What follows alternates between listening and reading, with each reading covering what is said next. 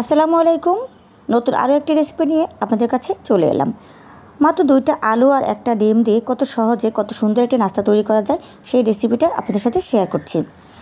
তো চলুন কথা না বাড়িয়ে রেসিপিটা শুরু করা যাক। রেসিপিটা করার জন্য আমি এখানে প্রথমে 2টা বড় সাইজের আলুকে সিদ্ধ করে নিয়েছি। এরপর একটি কাঁটা চামচের সাহায্যে আলুগুলোকে খুব ভালোভাবে ম্যাশ করে নিব।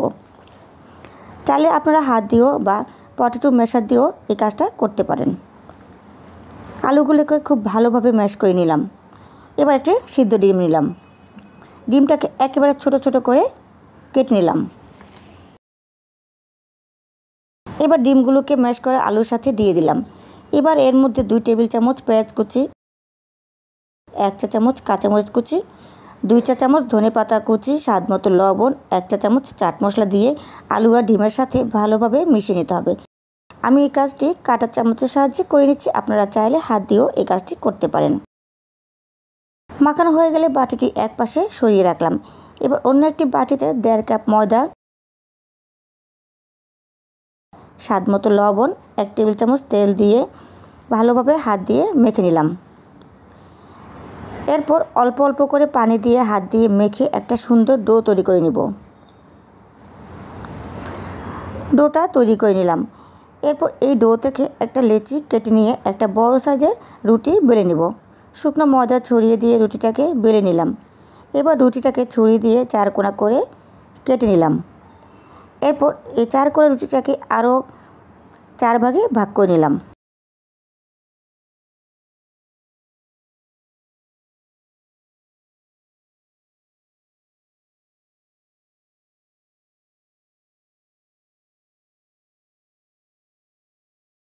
এরপর কেটে নেওয়া একটা রুটিতে আগে থেকে তৈরি করা ডিম আলুর পুরটা দিয়ে দিব। এরপর চারপাশে পানি লাগিয়ে রুটির মুখটাকে বন্ধ করে দিব।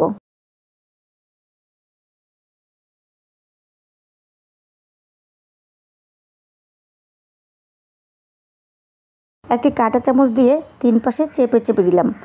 এতে করে তেলে ভাজার সময় ভিতর থেকে পুরটা বেরিয়ে আসবে না আর নাস্তাটা দেখতেও খুব সুন্দর লাগবে। এইভাবে একটা নাস্তা আমি তৈরি করে নিলাম। সবগুলো নাস্তা একইভাবে তৈরি করে নিলাম। এরপর প্যানে তেল বসিয়ে দিলাম। তেলটা হালকা গরম হয়ে এলে একটা একটা করে নাস্তা তেলে দিয়ে দিব।